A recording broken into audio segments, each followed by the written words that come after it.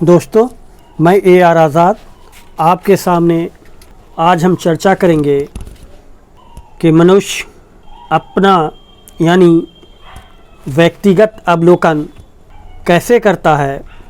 इसलिए कि जब हम अपना व्यक्तिगत अवलोकन करने की कला सीख लेंगे तो हम भी उन अति प्रभावकारी लोगों की 7 आदतों में शामिल हो जाएंगे जिन्हें स्टीफन आर कवी ने व्यक्तिगत परिवर्तन के सशक्त सबक को बेहतरीन ढंग से समझाने का प्रयास किया है।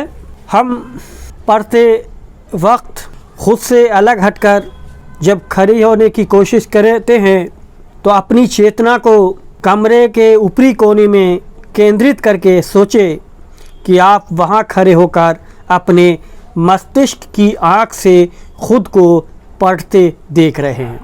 क्या आप खुद को उस तरह देख सकते हैं जैसे आप किसी दूसरे को देख रहे हों? अब एक और काम करें, अपनी मौजूदा अवस्था के बारे में सोचें। क्या आप इसे पहचान सकते हैं? आप इस समय क्या महसूस कर रहे हैं? आप अपनी मौजूदा मानसिक स्थिति का वर्णन किस तरह करेंगे? अब एक पल के लिए इस बारे में सोचें कि आपका मस्तिष्क किस तरह काम कर रहा। क्या यह फुर्तीला और चौकस है? क्या आपको ऐसा लगता है कि आपका मस्तिष्क इस समय 2 भागों में बटा हुआ है? एक तरफ तो आपका मस्तिष्क ये मानसिक अभ्यास कर रहा है और दूसरी तरफ ये मूल्यांकन कर रहा है कि इससे क्या सबक मिलेगा। आपने अभी जो किया है वह करने की योग्यता सिर्फ इंसान में होती है। जानवरों में ये क़ुव्वत और सिफ़त नहीं होती है। हम इसे आत्म जागरूकता या अपनी विचार प्रक्रिया के बारे में सोचने की योग्यता कहते हैं। इसी वजह से इंसान दुनिया की सभी चीज़ों का मालिक है और पीढ़ी दर पीढ़ी अहम प्रगति कर रहा है। यही कारण है कि हम दूसरे के तजुर्बे के साथ साथ अपने तजुर्बों का भी मूल्यांकन कर सकते हैं और उनसे सीख सकते हैं। यही वजह है कि हम नई आदतें डाल सकते हैं और पुरानी आदतें छोड़ सकते हैं। हमारी भावनाएं हमारा सच्चा स्वरूप नहीं है। हमारे मूड भी हमारा सच्चा स्वरूप नहीं है। हमारे विचार भी हमारा सच्चा स्वरूप नहीं है। हम इन चीज़ों के बारे में सोच सकते हैं। यह तथ्य हमें इन चीज़ों तथा प्राणी जगत से अलग करता है। आत्म जागरूकता हमें अलग खड़े होने में सक्षम बनाती है और उस तरीके की जांच करने में भी जिससे हम खुद को देखते हैं। हमारे स्वयं के पैराडाइम की जो प्रभावकारिता का सबसे मूलभूत पैराडाइम है वह न सिर्फ हमारे नज़रिए तथा व्यवहार को प्रभावित करता है बल्कि इस बात को भी प्रभावित करता है कि हम दूसरे लोगों को किस तरह से देखते हैं। ये मानव जाति के मूलभूत स्वभाव का हमारा नक्शा बन जाता है। दरअसल जब तक हम इस बात पर ध्यान नहीं देते कि हम खुद को किस तरह देखते हैं और दूसरों को किस तरह देखते हैं, तब तक हम ये नहीं समझ सकेंगे कि दूसरे स्वयं को और उनके संसार को किस तरह देखते तथा अनुभव करते हैं। ये ज्ञान न होने से हम उनके व्यवहार का विश्लेषण करते समय उन पर अपने इरादे थोप लेंगे और इसके बावजूद खुद को निष्पक्ष समझेंगे। ये हमारी व्यक्तिगत क्षमता को बहुत सीमित कर देता है और दूसरों से जुड़ने की हमारी योग्यता को भी। लेकिन आत्म जागरूकता की अनूठी मानवीय प्रतिभा की बदौलत हम अपने पैराडाइम्स की जांच कर सकते हैं। हम ये तय करने के लिए उनकी जांच कर सकते हैं कि वे वास्तविकता या सिद्धांतों पर आधारित हैं या फिर वे कंडीशनिंग तथा परिस्थितियों का क्या परिणाम है, परिस्थितियों के नतीजे हैं। हम सामाजिक दर्पण में जब अपने चेहरे को देखेंगे तो बहुत कुछ स्पष्ट हो जाएगा। मान लीजिए हमारे मन में अपनी सिर्फ वही छवि है जो सामाजिक दर्पण में दिखाई देती है, यानी ये वर्तमान सामाजिक पैराडाइम तथा हमारे आसपास के लोगों के विचारों, अनुभूतियों और पैराडाइम से उत्पन्न होती है। अगर हम ऐसी छवि देखते हैं तो अपने बारे में हमारे विचार किसी मेले के विभिन्न शीशों में दिखते प्रतिबिंब की तरह होंगे। तुम कभी समय पर नहीं आते हो, तुम कभी चीज़ों को व्यवस्थित क्यों नहीं रख पाते हो, तुम्हें तो कलाकार होना चाहिए, तुम घोड़े की तरह खाते हो, मुझे यकीन नहीं होता कि तुम जीत गए। ये बहुत आसान है, फिर भी तुम्हारी समझ में क्यों नहीं आ रहा है। ये अवलोकन अव्यवस्थित और असंगत हैं। प्रायः इस तरह के अवलोकन प्रतिबिंब कम और दूसरे के विचारों का प्रक्षेपण यानी प्रोजेक्शन ज़्यादा होते हैं। ये हमारे वास्तविक स्वरूप का सटीक या त्रुटिहीन प्रतिबिंब नहीं दिखाते। इसके बजाय इनसे ये पता चलता है कि हमें जानकारी देने वाले लोगों की चिंताएं और चारित्रिक कमजोरियां क्या हैं। वर्तमान सामाजिक पैराडाइम का प्रतिबिंब हमें बताता है कि हम काफ़ी हद तक कंडीशनिंग और परिस्थितियों द्वारा निर्धारित होते हैं। हालांकि हम कंडीशनिंग को अपने जीवन की प्रबल शक्ति के रूप में स्वीकार करते हैं, लेकिन अगर हम कहें कि हम सिर्फ इसी के द्वारा निर्धारित होते हैं और हमारा इस पर कोई नियंत्रण नहीं है, काबू नहीं है, तो हमारा नक्शा पूरी तरह अलग होगा।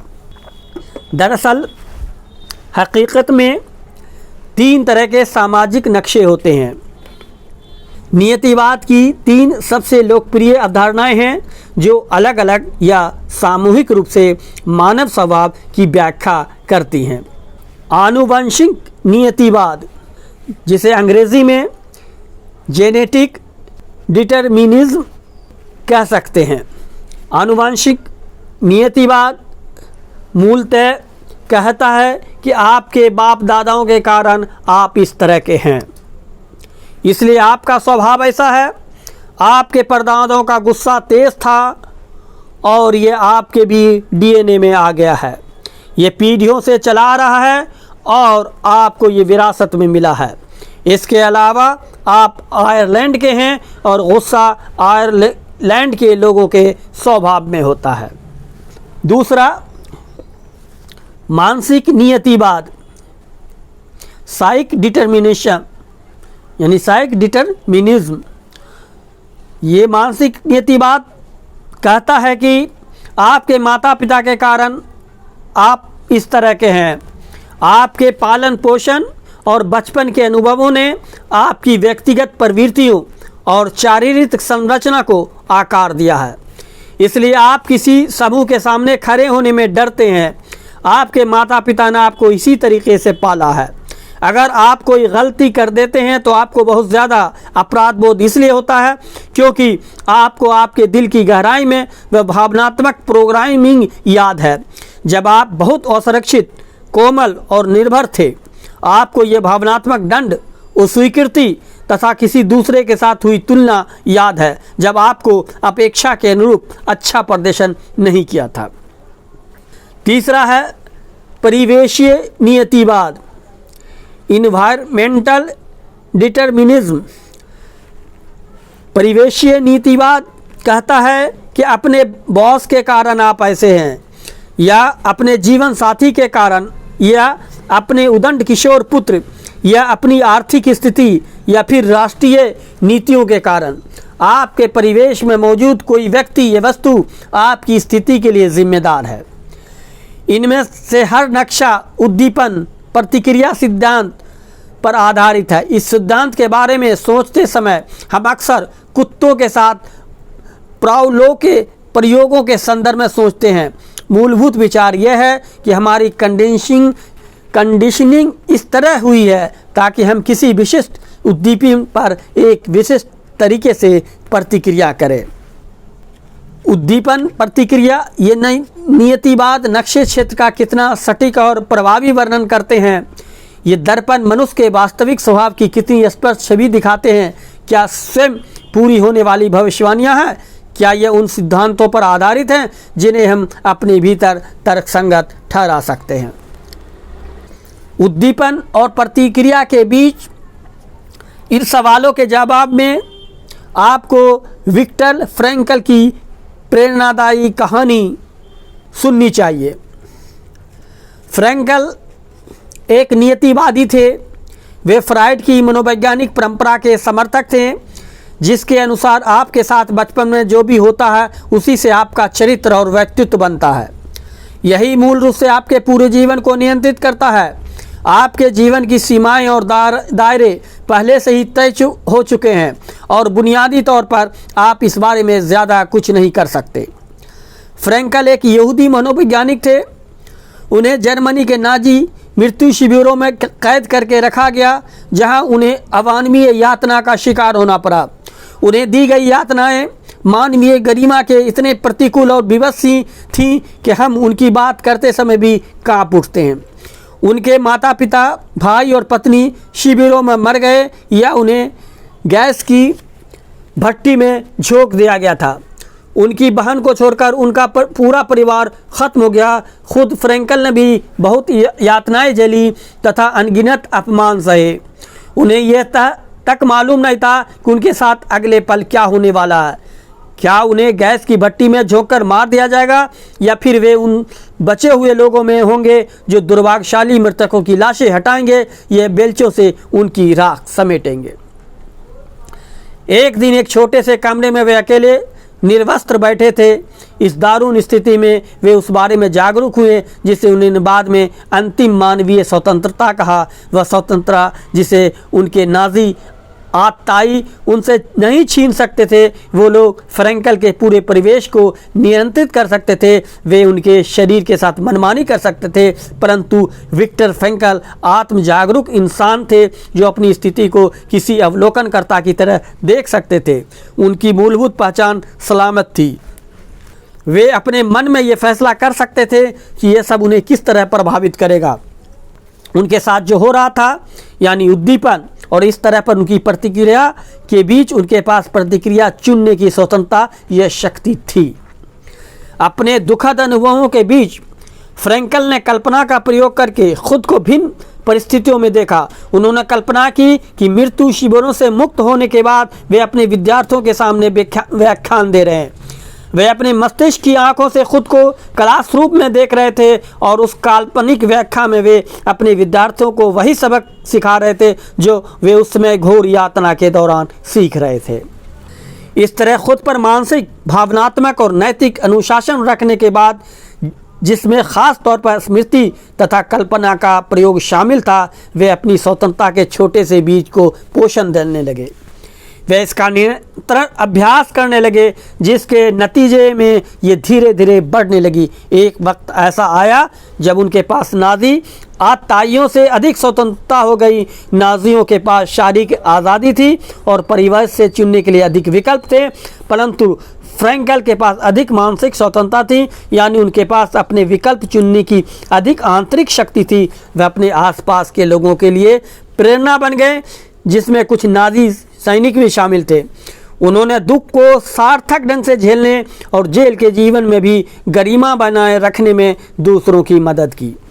फ्रैंकल ने अत्यंत अपमानजनक परिस्थितियों में भी आत्म जागरूकता की अपनी मानवीय प्रतिभा को प्रयोग करते हुए मानव स्वभाव के बारे में एक मूलभूत सिद्धांत खोजा, यानी उद्दीपन और प्रतिक्रिया के बीच मनुष्य के पास प्रतिक्रिया चुनने की स्वतंत्रता होती है।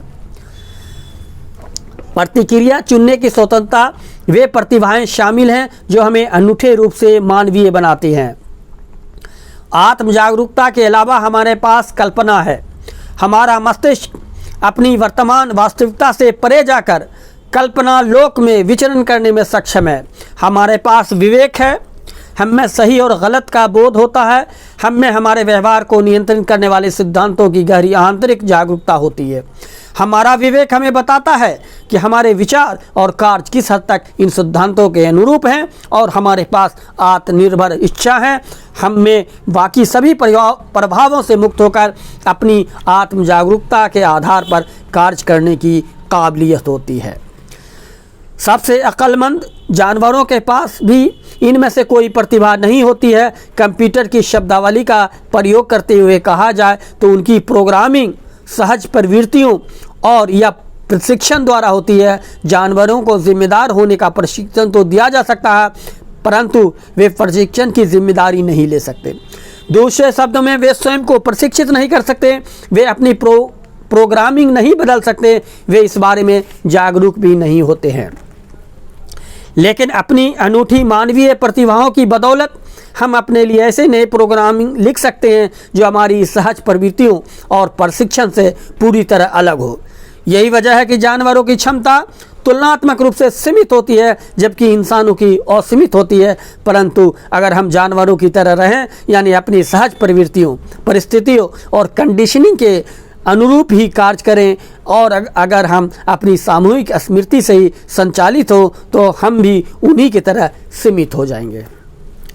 नियतिवादी पैराडाइम मूलतः चूहे, बंदर, कबूतर तथा कुत्ते जैसे जानवरों और मनोरोग से पीड़ित न्यूराइटिक साइकार्टिक लोगों के अध्ययन में यही साबित हो सकता है कि कुछ शोधकर्ताओं के अपेक्षित मानदंडों को पूरा करता हो, क्योंकि इसे नापा जा सकता है तथा इसकी भविष्यवाणी की जा सकती है। परंतु मानव जाति के इतिहास और हमारी आत्म जागरूकता बताती है कि ये नक्शा क्षेत्र का सटीक व त्रुटिहीन वर्णन नहीं करता है।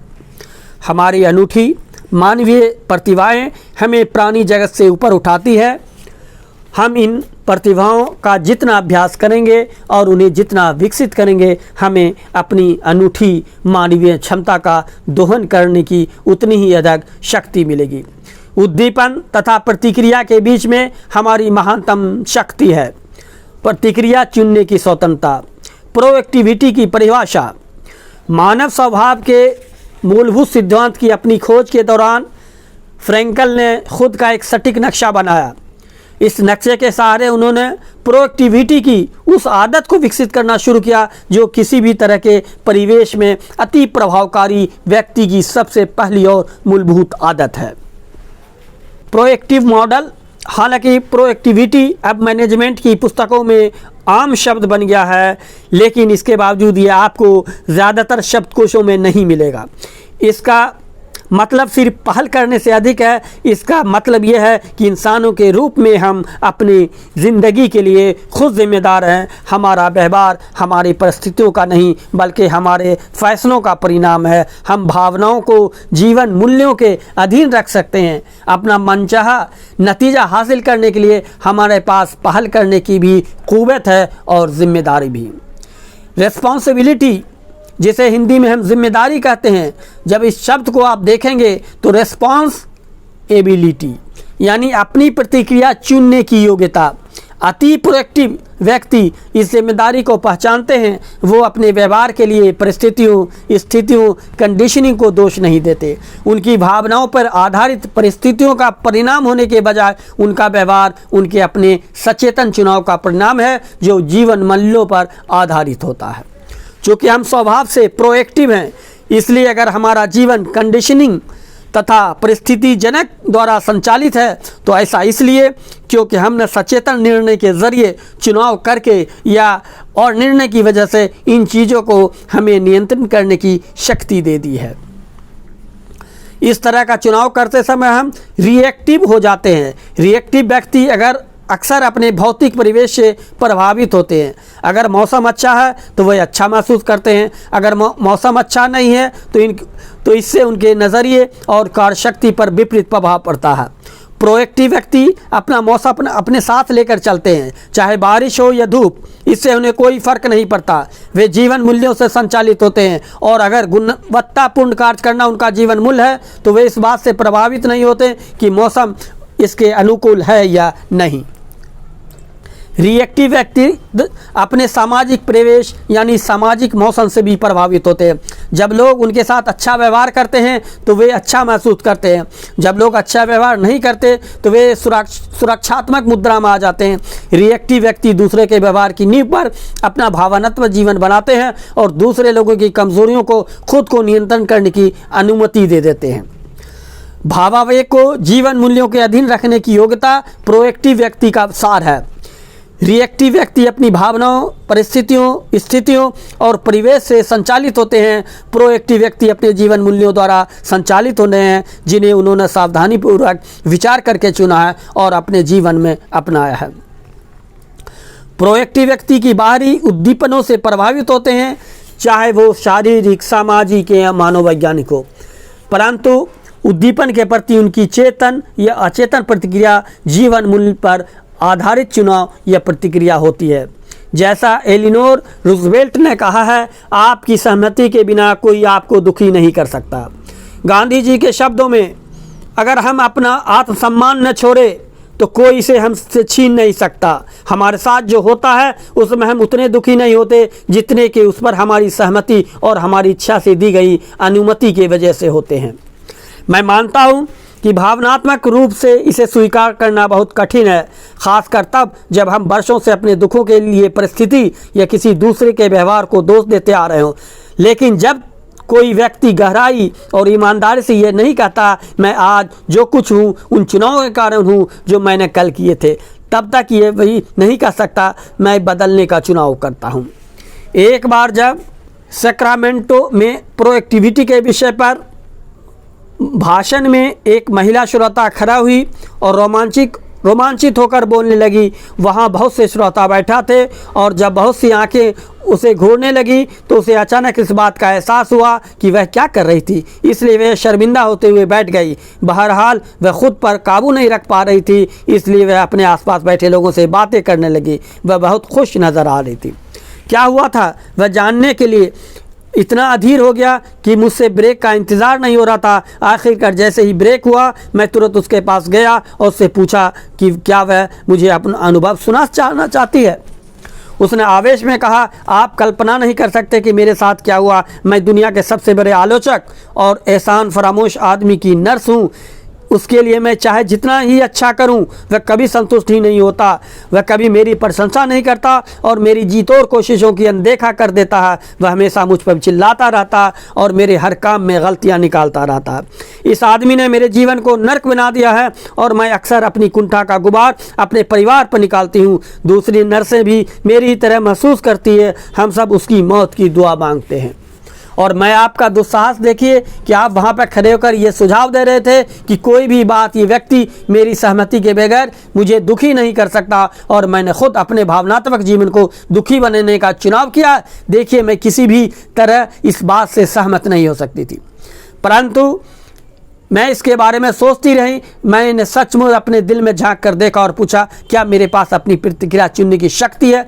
जब मुझे आखिरकार एहसास हुआ कि मुझ में ये शक्ति है, जब मैंने उस कड़वी गोली को निगला और ये पाया कि मैं खुद ही दुखी होने का चुनाव किया था, तो मुझे एहसास भी हुआ कि मैं दुखी न होने का चुनाव भी कर सकती हूँ।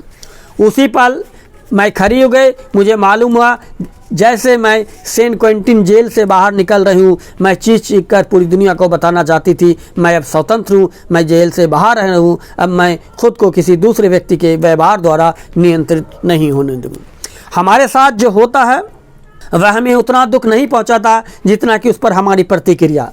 जाहिर है, घटनाएँ हमें शारीरिक या आर्थिक रूप से दुख पहुँचा सकती है और हमारे जीवन को कष्टकारी बना सकती है, लेकिन ये ज़रूरी नहीं है कि इससे हमारे चरित्र या मूलभूत पहचान को ज़रा भी चोट पहुँचे। हमारे सबसे मुश्किल अनुभव दरअसल ये वो उपकरण हैं जो हमारे चरित्र को ढालते हैं, हमारी आंतरिक शक्तियों का विकास करते हैं, हमें भविष्य में मुश्किल परिस्थितियों का सामना करने की स्वतंत्रता देते हैं और दूसरों को भी ऐसा करने की प्रेरक शक्ति देते हैं। फ्रैकल उन लोगों में से हैं जो मुश्किल परिस्थितियों में भी दूसरे को ऊपर उठाने तथा प्रेरित करने के लिए व्यक्तिगत स्वतंत्रता विकसित कर पाए। वियतनाम के युद्धबंदियों की आत्मकथा के प्रसंग में भी इनके समर्थन में प्रमाण उपलब्ध कराते हैं कि हमारी व्यक्तिगत स्वतंत्रता में काया पलट करने वाली शक्ति होती है और इस स्वतंत्रता के जिम्मेदार भरे प्रयोग से जेल की संस्कृति तथा कैदियों पर भी प्रभाव डाला जा सकता है। ये तब जितना सही था, आज भी वह उतना ही सही है। हम सब ऐसे लोगों को जानते होंगे जो बहुत मुश्किल परिस्थितियों का सामना कर रहे हैं या लाइलाज बीमारी या गंभीर शारीरिक अक्षमता के शिकार हैं, परंतु इसके बावजूद उन्होंने अपनी प्रबल भावनात्मक शक्ति को अक्षुण्ण बनाए रखा। उनकी अखंडता से हमें बहुत अधिक प्रेरणा मिलती है। हम पर कोई और चीज़ इतना स्थायी प्रभाव नहीं छोड़ती जितना यह एहसास कि कोई व्यक्ति दुख और परिस्थितियों से ऊपर उठ चुका है। ऐसा व्यक्ति उस जीवन मूल्य का जीता तथा व्यक्त करता है जो जीवन को प्रेरित करता है, परिष्कृत करता है और उसे ऊंचा उठाता है। जब कैरोल बीमारी की अंतिम अवस्था में थी तो सैंड्रा ने उनके साथ काफ़ी समय बिताया। कैरोल अपने जीवन के बारे में कुछ लिखना चाहती थी। और सैंड्रा ने इस काम में उनकी मदद की। जब भी सैंड्रा काफ़ी समय तक ये मुश्किल काम करने के बाद लौटती थी तो वह अपनी सहेली के साहस पर अद्भुत प्रशंसा से अभिभूत वो मंत्रमुग्ध नजर आती थी। उनकी सहेली अपने बच्चों के नाम विशेष संदेश लिखवा रही थी जो उन्हें उनके जीवन के विभिन्न अवस्थाओं में भविष्य में दिए जाएं। कैरोल कम से कम दर्द निवारक दवाई लेती थी ताकि वे अपनी मानसिक और भावनात्मक क्षमताओं का पूरा इस्तेमाल कर सके। फिर वह एक टेप रिकॉर्डर में अपने शब्द रिकॉर्ड करती थी। यह सैंड्रा को बोलकर लिखाती थी। कैरोल इतनी प्रोएक्टिव और बहादुर थी, वे दूसरों की इतनी परवाह करने वाली थी कि वे अपने संपर्क में आने वाले लोगों के लिए प्रेरणा का बहुत बड़ा स्रोत बन गई। जब कैरोल की मृत्यु से एक दिन पहले उनकी गहरी वेदना के बीच अपने प्रबल आंतरिक महत्व का एहसास था। उनकी आंखों में चरित्र, योगदान और सेवा का जीवन देखा जा सकता था तथा दूसरे के प्रति प्रेम, परवाह और प्रशंसा का भी। वर्षों से लोगों के समूह से पूछा जा रहा है कि उनसे कितनों ने किसी मरते हुए व्यक्ति से प्रेरणा पाई है जिसका गजब का सकारात्मक नज़रिया हो, जिसने अंत तक प्रेम और करुणा संप्रेषित की हो तथा जिसने अविश्वसनीय रूप से दूसरों की सेवा की हुई। आमतौर पर 1/4 श्रोता इसका जवाब हाँ में देते हैं। फिर पूछने पर कि उनमें से कितने लोग इन व्यक्तियों को कभी नहीं भूल पाएंगे, कितनों के जीवन इस साहस से प्रेरणा पाकर बदल गए, चाहे ये परिवर्तन अस्थायी क्यों नहीं हो, और कितने लोग सेवा तथा करुणा से ऐसे उत्कृष्ट कार्यों से गहराई से आंदोलित वो प्रेरित हुए। लगभग हमेशा सभी 1/4 श्रोता इसका जवाब भी हाँ में देते हैं। विक्टर फ्रैंकल सुझाव देते हैं कि जीवन में 3 केंद्रीय मूल होते हैं: अनुभवात्मक, एक्सपीरियंशियल यानी जो हमारे साथ होता है, रचनात्मक, क्रिएटिव यानी जिसे हम अस्तित्व में लाते हैं, और दृष्टिकोणात्मक, एटीट्यूडनल यानी जो प्रतिक्रिया हम लाइलाज बीमारी जैसी मुश्किल परिस्थितियों में करते हैं। लोगों के साथ फ्रैंकल की बात की पुष्टि होती है। मुश्किल परिस्थितियां अक्सर पैराडाइम में परिवर्तन करती हैं और संदर्भों के बिल्कुल नए मापदंडों की रचना करती हैं जिनके द्वारा लोग दुनिया को, स्वयं को और अन्य लोगों को देखते हैं, और ये भी कि जीवन उनसे क्या अपेक्षाएं कर रहा है। उनका अधिक व्यापक नज़रिया उन दृष्टिकोणात्मक जीवन मूल्यों को प्रतिबिंबित करता है जो हम सबको ऊपर उठाते तथा प्रेरित करते हैं। पहल करना हमारा मूल स्वभाव कार्य है, दूसरों को खुद पर कार्य करने देना नहीं। इस वजह से हम विशेष परिस्थितियों के प्रति अपनी प्रतिक्रिया चुनने में सक्षम होते हैं और हमें अपनी परिस्थितियों बनाने की शक्ति भी मिलती है। पहल करने का मतलब आपत्तिजनक, आक्रामक या संवेदनहीन होना नहीं है। इसका मतलब घटनाओं को घटित करवाने की अपनी जिम्मेदारी को पहचानना है। जो बेहतर नौकरियां चाहते हैं उन्हें अधिक पहल करने की सलाह है। वे अपना रुचि, प्रशिक्षण और बुद्धि परीक्षण करवाएं। इसके अलावा वे न सिर्फ उस उद्योग का अध्ययन करें जिसमें वे जाना चाहते हैं, बल्कि उस कंपनी का भी अध्ययन करें जिसमें वे काम करना चाहते हैं। वे उस कंपनी द्वारा झेली जा रही विशिष्ट समस्याओं का अध्ययन करें और इसके बाद एक प्रभावकारी प्रस्तुति तैयार करें जिसमें ये बताया जाए कि किस तरह उनकी योग्यताएं कंपनी की समस्याओं को सुलझा सकती है। इसे समाधान बेचना कहा जाता है और ये बिजनेस में सफलता का एक प्रमुख पैराडाइम है। इस पर प्रतिक्रिया करते हुए लोग आमतौर पर सहमत हो जाते हैं। अधिकांश लोग समझ जाते हैं कि इस तरह की नीति रोजगार या पदोन्नति के उनके अवसरों को बहुत अधिक बढ़ा देगी, परंतु उनमें से बहुत से लोग इसे संभव बनाने के लिए आवश्यक कदम नहीं उठाते और पहल नहीं करते हैं। बहुत से लोग किसी घटना के होने का इंतज़ार करते हैं या फिर वे चाहते हैं कि कोई दूसरा उनकी मदद करे, परंतु अच्छी नौकरियां उन्हीं लोगों को मिलती है जो प्रोएक्टिव होते हैं, जो खुद समस्या नहीं होती बल्कि जिनके पास समस्याओं के समाधान होते हैं, जो उस काम को पूरा करने के लिए सही सिद्धांतों के अनुरूप हर संभव प्रयास करने की पहल करते हैं। जब भी हमारे परिवार का कोई सदस्य, चाहे वह छोटा बच्चा ही क्यों न हो, गैर जिम्मेदारी का परिचय देता है और इंतज़ार करता है कि कोई दूसरा उसका काम करवाएगा या उसे समाधान सुझाएगा, तो हम उसे कहते हैं पहले अपनी बुद्धि और पहल शक्ति का प्रयोग करो। दरअसल अक्सर हमारे ये कहने से पहले ही वे अपनी शिकायतों के जवाब में खुद ये बात कह देता है, मैं जानता हूँ मुझे अपनी बुद्धि और पहल शक्ति का प्रयोग करना है। लोगों की जिम्मेदारी की राह पर चलाना उन्हें गिराना नहीं बल्कि उठाना है। प्रोएक्टिविटी मानव स्वभाव का हिस्सा है और हालांकि प्रोएक्टिव मांसपेशियां सोई हो सकती है परंतु वे हमें सब में होती ज़रूर है। दूसरे के प्रोएक्टिव स्वभाव का सम्मान करके हम उन्हें सामाजिक दर्पण में कम से कम एक स्पष्ट और त्रुटिहीन प्रतिबिंब प्रदान करते हैं। जाहिर है हमें व्यक्ति की परिपक्वता के स्तर पर भी ध्यान रखना चाहिए। हम गहरी भावनात्मक निर्भरता के शिकार लोगों से उच्च रचनात्मक सहयोग की अपेक्षा नहीं कर सकते परंतु हम कम से कम इतना तो कर ही सकते हैं कि उनके मूलभूत स्वभाव को प्रोत्साहित करें और एक ऐसा परिवेश बना दें जहां लोग अवसरों का दोहन कर सकें और समस्या को बढ़ते हुए आत्मनिर्भर तरीके से सुलझा सके। करे या होने दे, एक्ट और बी एक्टेड अपॉन। पहल करने वाले और पहल न करने वाले लोगों के बीच दिन और रात जितना अंतर होता है।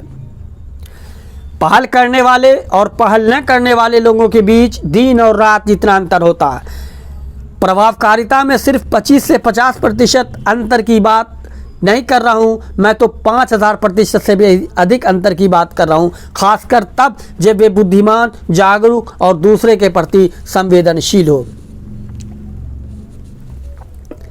अपने जीवन में प्रभावकारिता का पीसी संतुलन बनाने के लिए पहल करने की आवश्यकता होती है। 7 आदतों को विकसित करने के लिए पहल करने की आवश्यकता है। जैसे आप बाकी 6 आदतों का अध्ययन करेंगे आप देखेंगे कि हर आदत आपकी प्रोएक्टिविटी मांसपेशियों के विकास पर निर्भर है। हर आदत में काम करने की जिम्मेदारी आपकी है। अगर आप किसी दूसरे के द्वारा खुद पर काम किए जाने का इंतज़ार करेंगे तो दूसरे आप पर अपने मनचाहे तरीके से काम करेंगे। विकास तथा अवसर के परिणाम आपको दोनों ही राहों पर मिलेंगे। एक भारी मंदी का दौर चल रहा था और इस विशिष्ट उद्योग पर आम अर्थव्यवस्था से ज़्यादा नकारात्मक प्रभाव पड़ा था। जब चर्चा शुरू हुई तो काफ़ी लोग हताश थे। पहले दिन प्रश्न पर विचार विमर्श हुआ, हमारे साथ क्या हो रहा, उद्दीपन क्या है। बहुत सी चीज़ें हो रही थी, परिवेश या माहौल के दबाव प्रबल थे, हर तरफ बेरोजगारी फैली थी और बहुत से लोग कंपनी को बचाने खातिर अपने कर्मचारी मित्रों को निकालने पर व्यस्त थे। उस दिन जब चर्चा ख़त्म हुई तो हर व्यक्ति अधिक निराश हो गया था। दूसरे दिन इस पर विचार विमर्श हुआ, भविष्य में क्या बातें होने वाला है। अपने परिवेश की प्रवृत्तियों का अध्ययन किया और इसमें ये रिएक्टिव मान्यता नहीं थी कि उनका भविष्य इन्हीं चीज़ों से तय होगा। दूसरे दिन के अंत तक और लोग हताश हो गए। चीज़ें सुधरने से पहले ज़्यादा बिगड़ती हैं और तब लोग ये बात जानते थे। इसलिए तीसरे दिन प्रोएक्टिव प्रश्न पर ध्यान केंद्रित करने का फैसला हुआ। हम क्या करने जा रहे हैं, हम इस स्थिति में अपनी पहल करने की शक्ति का प्रयोग किस तरह कर सकते हैं।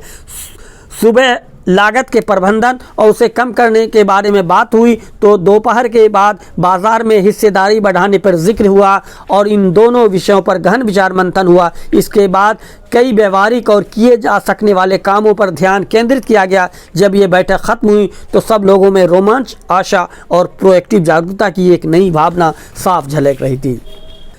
कोई रिएक्टिव व्यक्ति इस पर क्या कहेगा, छोड़ो भी, तथ्यों का सामना करो।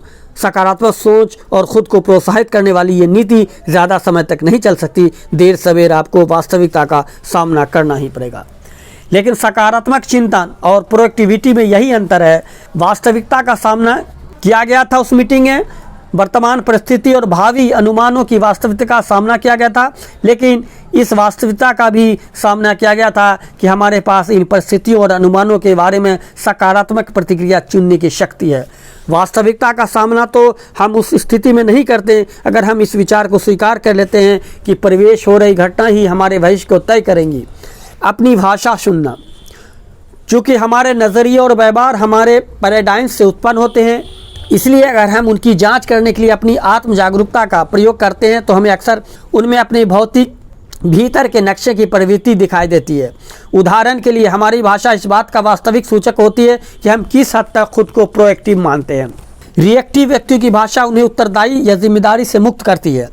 मैं ऐसा ही हूँ, मैं जैसा ही हूँ, मैं पहले से निर्धारित हूँ, मैं इस बारे में कुछ भी नहीं कर सकता। वह मुझे गुस्सा दिला देता है, मैं जिम्मेदार नहीं हूँ। मेरे भावनात्मक जीवन को जो चीज़ नियंत्रित करती है वह मेरे काबू से बाहर है।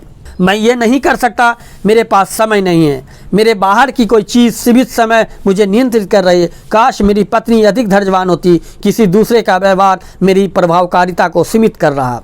मुझे ये करना ही पड़ेगा, जो कुछ भी मैं करता हूँ वह करने के लिए मुझे परिस्थितियों ये दूसरे लोग विवश कर रहे हैं। मैं अपने कार्यों को चुनने के लिए स्वतंत्र नहीं हूँ। अब रिएक्टिव भाषा और प्रोएक्टिव भाषा को समझने की कोशिश करें। रिएक्टिव भाषा, मैं इन परिस्थितियों में कुछ नहीं कर सकता, लेकिन जब हम प्रोएक्टिव भाषा को चुनेंगे तो आइए हम अपने विकल्पों को देखें। जब हम रिएक्टिव भाषा में बात करते हैं मैं इसी तरह का हूँ, और प्रोएक्टिव भाषा में बात करते हैं तो मैं किसी अलग नीति का चुनाव कर सकता हूँ। जब मैं रिएक्टिव भाषा में बात करता हूँ तो कहता हूँ वह मुझे गुस्सा दिला देता है। जब मैं प्रोएक्टिव भाषा में बात करता हूँ तो मैं कहता हूँ मैं अपनी भावना को नियंत्रित कर सकता हूँ। रिएक्टिव भाषा वे इसकी अनुमति नहीं देंगे। प्रोएक्टिव भाषा में एक प्रभावकारी प्रस्तुति तैयार कर सकता हूँ। रिएक्टिव भाषा में बोलने वाले लोग कहते हैं मुझे ये करना पड़ेगा। प्रोएक्टिव भाषा में बोलने वाले कहते हैं मैं उपयुक्त प्रतिक्रिया चुनूंगा। रिएक्टिव भाषा वाले लोग कहते हैं मैं नहीं कर सकता। प्रोएक्टिव भाषा वाले लोग कहते हैं कि मैं चुनता हूँ। रिएक्टिव भाषा वाले लोग कहते हैं मुझे मजबूरन करना है, और प्रोएक्टिव भाषा वाले कहते हैं मैं इसे वरीयता देता हूँ। रिएक्टिव भाषा वाले कहते हैं कि काश मैं कर पाता।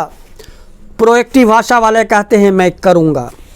रिएक्टिव भाषा नियतिवाद में मूलभूत पैराडाइम से आती है, और इसका भूरा भाव उत्तरदायित्व यह जिम्मेदारी का हस्तांतरण है।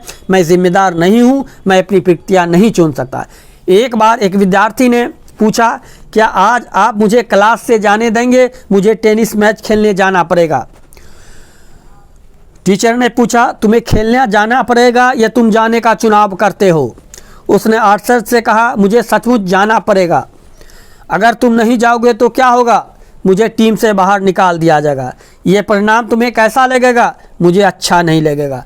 दूसरे शब्दों में तुम जाने का चुनाव इसलिए कर रहे हो क्योंकि तुम टीम में बने रहने का परिणाम चाहते हो। दूसरी तरफ अगर तुम मेरी क्लास छोड़ दोगे तो क्या होगा, मैं नहीं जानता।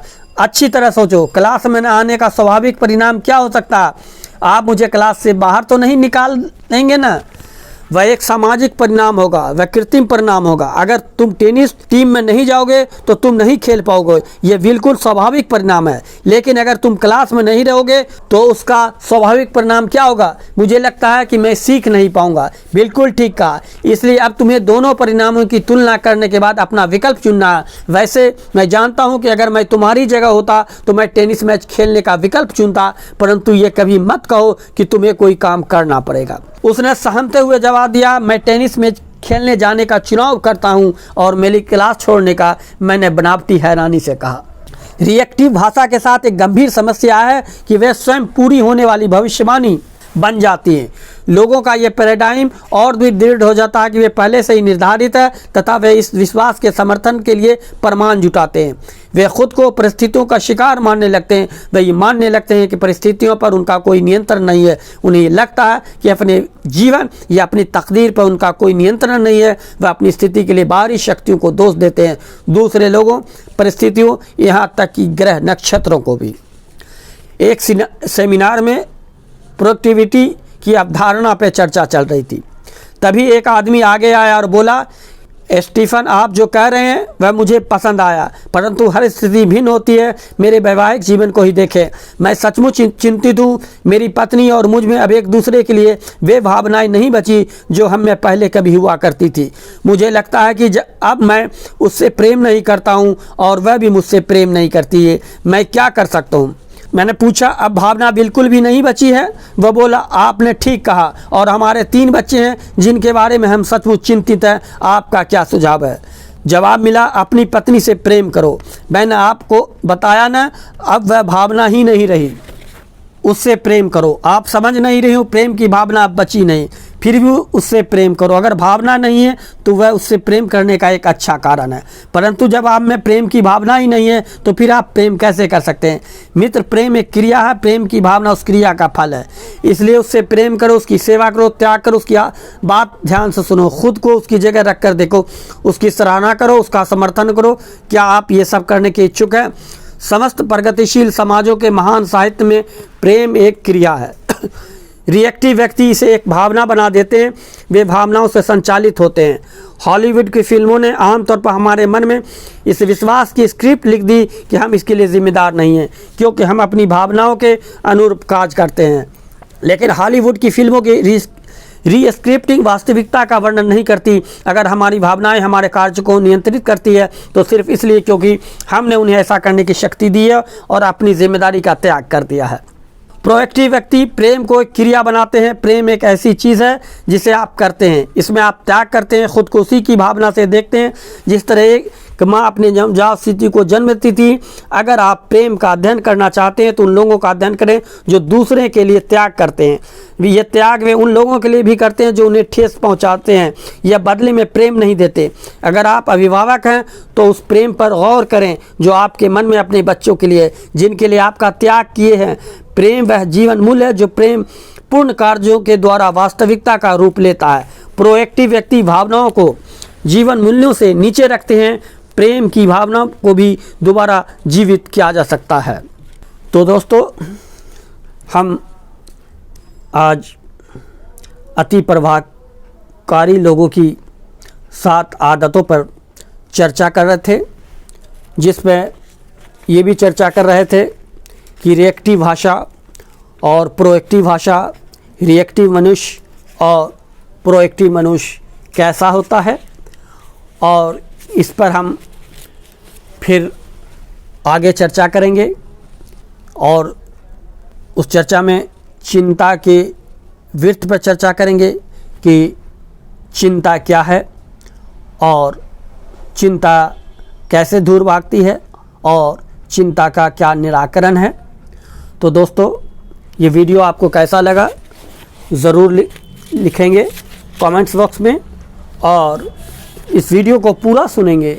जब आप पूरा सुनेंगे तभी आपके ज्ञान में परिमार्जन होगा, और अपने ज्ञान के परिमार्जन से हमें भी अपने अनुभव साझा करेंगे और हमारे भी ज्ञान में परिमार्जन करने की कोशिश करेंगे। आशा है कि आप इन महत्वपूर्ण विषयों को बार बार सुनेंगे, समझेंगे, और समझ में आने के बाद दूसरों को भी समझाने की कोशिश करेंगे और उन तक ये वीडियो भेजने की कोशिश करेंगे ताकि वो भी इस बातों को समझ सकें और औरों को समझा सकें। धन्यवाद। हमारा नाम दूसरा मत है, सच होते हैं हमारे शब्द। न हम सरकार के विरोधी न विपक्ष के पक्षधर, हमारे लिए देश सब कुछ, जनमानस के लिए ही हमारे शब्द परखर।